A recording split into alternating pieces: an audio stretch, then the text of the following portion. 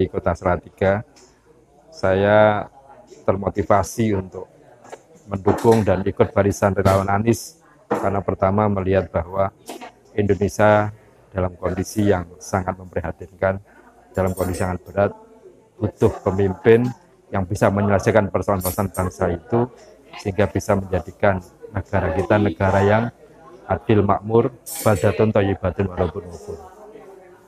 Yang kedua, banyak sekali kisah-kisah yang kita dengarkan dari masyarakat. Ketika saya mencari sapi korban, saya ketemu dengan masyarakat petani langsung, ketemu dengan peternak, di mana mereka mengeluhkan bagaimana pupuk itu sulit, kemudian mereka beli pun, mereka kesulitan untuk membeli pupuk. Sehingga mereka seringkali menyampaikan harapan di Pilpres 2024, harapannya nanti Anies Rashid Baswedan bisa menyelesaikan persoalan-persoalan terkait dengan pupuk, khususnya di pertanian. Kemudian yang kedua, ketika saya juga berkunjung mencari sapi korban karena ada beberapa titik yang harus saya lihat, saya datang ke Sepakung, Banyu Biru, Kabupaten Semarang, di mana mereka punya potensi, salah satunya adalah kopi Arabica, karena mereka dalam posisi di atas 1.300 DPR. Jadi kopinya luar biasa, dan petaninya juga sangat semangat, etos kerja yang tinggi untuk mengembangkan kopi itu. Tapi sayangnya kopi itu belum menjadi satu kopi unggulan yang bisa diekspor ke luar negeri.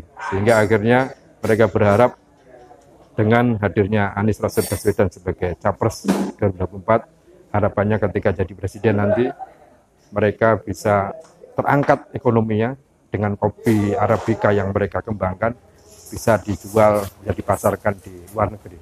Ya. Kemudian yang ketiga juga banyak kisah yang cukup menarik dari masyarakat. Harapan di Pilpres ini sangat besar ketika bertemu dengan para ibu-ibu, ketika perpisahan anak saya. Jadi anak saya lulus TK tahun ini, ketika akhir sana kemarin istri saya sebagai ketua panitia, ketika di sela-sela bertemu, berdialog, berdiskusi, kita membahas tentang acara akhir sana, ibu-ibu itu sering mengeluhkan biaya pendidikan yang sangat tinggi.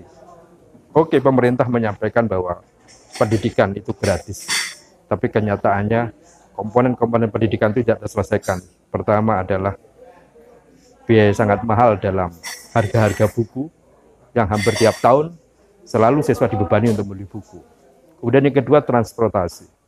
Transportasi juga berbiaya tinggi.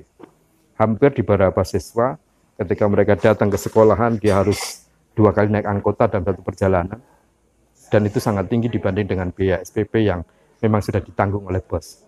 Kemudian yang ketiga juga biaya-biaya yang lain seperti piknik dan sebagainya, yang itu cenderung membebani orang tua sekarang di pendidikan.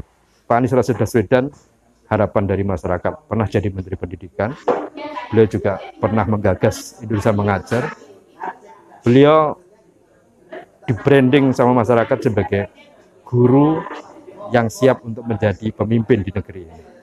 Maka harapannya ketika Pak Anies Baswedan menjadi presiden, bisa menyelesaikan persoalan-persoalan pendidikan di Indonesia, dari mulai komponen-komponen pendidikan yang tinggi tadi bisa jadi biaya murah. Yang kedua, bagaimana keterpastian kurikulum supaya tidak berganti-ganti kurikulum sehingga tidak merugikan masyarakat. Yang ketiga, harapannya masyarakat, anak-anaknya menjadi anak-anak yang punya potensi, bisa berkembang dengan baik, punya kompetensi yang bisa diunggulkan, sehingga bisa bersaing di dalam dan di luar negeri.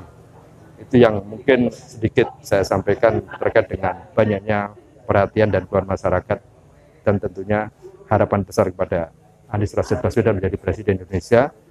Kiranya harapan supaya beliau menjadi Presiden dan bisa menyelesaikan persoalan-persoalan masyarakat hari ini.